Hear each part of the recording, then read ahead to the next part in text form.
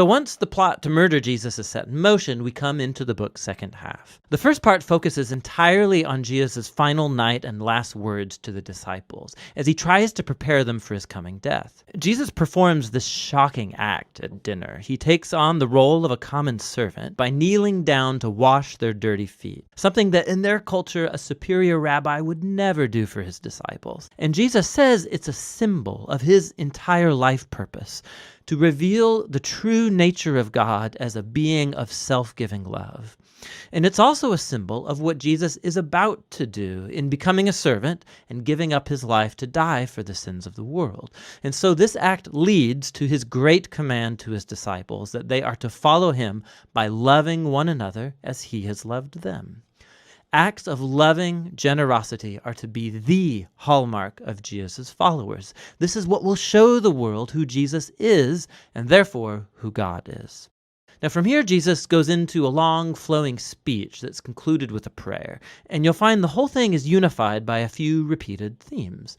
Jesus keeps saying that he's going away, which makes the disciples sad, but Jesus says it's for the best because it means that he will send the Spirit, also known as the Advocate.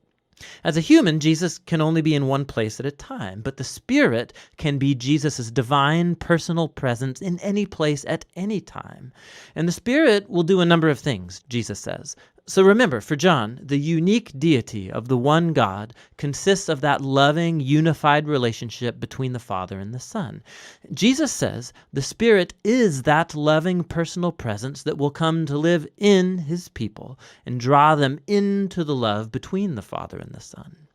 And so, Jesus says, his disciples are the ones who abide or remain in that divine love, the way that branches are connected to a vine. He's describing here how the personal love of God can permeate a person's life, healing, transforming, and making them new.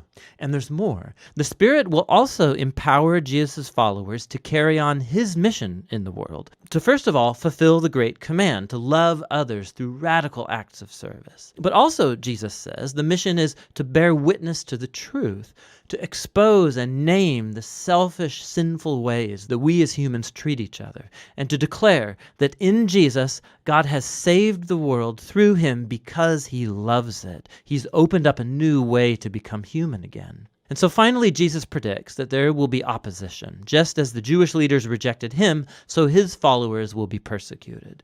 But he tells them not to be afraid because he has already conquered or gained victory over the world. Now, what does Jesus mean by victory here? He doesn't say.